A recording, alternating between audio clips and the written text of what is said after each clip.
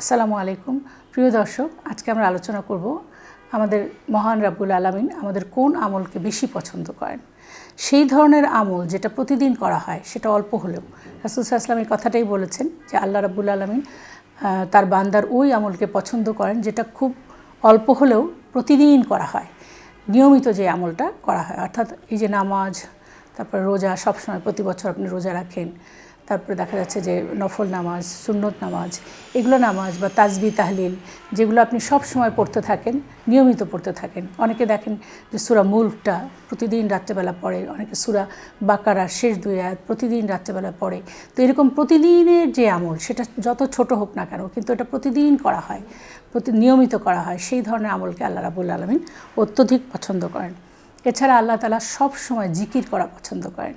আমরা জানি যে জিকির মানেই হলো আল্লাহকে স্মরণ করা। আমরা প্রত্যেকটা ক্ষেত্রে, আমরা যারা গৃহিণীরা রয়েছি তারা রান্নাবান্না করার সময় কিন্তু আমরা জিকির করতে পারি, তাসবিহ পাঠ করতে পারি, বা ঘুম আসলো না যখন বিশ্রাম নিচ্ছি ততক্ষণ পর্যন্ত কিন্তু আমরা তাসবিহ পাঠ করতে পারি, বা কোথাও আমরা বেড়াতে বের হলাম, দেখা যাচ্ছে জ্যামে পড়ে আছি, তখনও কিন্তু আমরা তাসবিহ পাঠ করতে পারি। তার কারণ এই যে আমরা জানলাম যে আল্লাহ রাব্বুল আলামিন তার জিকির করাকে খুবই পছন্দ করেন। এই জন্য বিভিন্ন তাসবিহ যেগুলো রয়েছে, যেমন মনে করো লা ইলাহা ইল্লাল্লাহ, সুবহানাল্লাহ, আলহামদুলিল্লাহ, আল্লাহু আকবার, লা হাওলা ওয়ালা কুওয়াতা ইল্লা বিল্লাহ। আবার দেখা যাচ্ছে যে দরুদ শরীফ, ছোট দরুদ শরীফ সাল্লাল্লাহু আলাইহি ওয়াসাল্লাম। তারপরে দেখা যাচ্ছে যে আমরা সুবহানাল্লাহি ওয়া বিহামদিহি, সুবহানাল্লাহি ওয়া বিহামদিহি, সুবহানাল্লাহিল আযীম।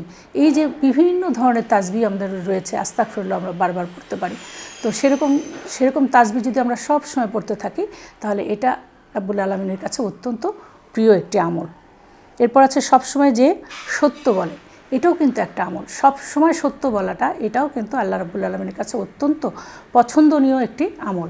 যে ঠাট্টা করে ইয়ার্কি করেও যে মিথ্যা বলে না, বা কারোর সাথে হাসাহাসি করতে যেও মিথ্যা বলে না, বা কারোর সাথে দুষ্টামি করে যেও সে মিথ্যা কথা বলে না, সব সময় সে সত্য কথা বলে। এবং তার পরিবারের মধ্যে সবাইকে সত্য বলার প্র্যাকটিস করায়।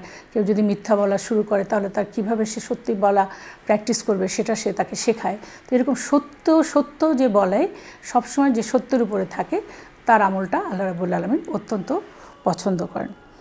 দাউদ আলাইহিস সালামের মতন ইবাদত করা। দাউদ আলাইহিস সালাম আমরা জানি যে অত্যন্ত অসুস্থ ছিলেন, এত অসুস্থ ছিলেন যে তার শরীরে পোকামাকড় হয়ে গিয়েছিল। তো সেক্ষেত্রে আমার মনে হয় যে আমরা ওই দাউদ আলাইহিস সালাম ওই অবস্থাও কিন্তু আল্লাহর উপর সবর করেছিলেন এবং তার ইবাদত বন্দেগী করেছিলেন। তা আমাদেরকেও কিন্তু যে কোনো অবস্থায় আমাদেরকে অবশ্যই আল্লাহর জিকির করতে হবে, আল্লাহর স্মরণ থেকে কিন্তু বিরত থাকা যাবে না। তারপরে একসাথে খাওয়া কিন্তু এই আমলটা আল্লাহ রাব্বুল আলামিন অত্যন্ত পছন্দ করে। একটা হাদিসের মাধ্যমে আমরা পাই যে রাসূল সাল্লাল্লাহু আলাইহি ওয়াসাল্লাম বলেছেন যে তোমরা একসাথে এক পাত্রে খাও, এটার মধ্যে বরকত আছে। তো আমরা চেষ্টা করব যে ইন্ডিভিজুয়ালি না খেয়ে দুইজন একসাথে যদি খেতে পারি, তাহলে হ্যাঁ সেটাও করতে হবে, বাচ্চাদেরকেও এটা প্র্যাকটিস করানো যায়। তো এটা করলে আল্লাহ রাব্বুল আলামিন অত্যন্ত পছন্দ করেন। প্রিয় দর্শক, সবাই ভালো থাকুন, সুস্থ থাকুন, আল্লাহ হাফেজ।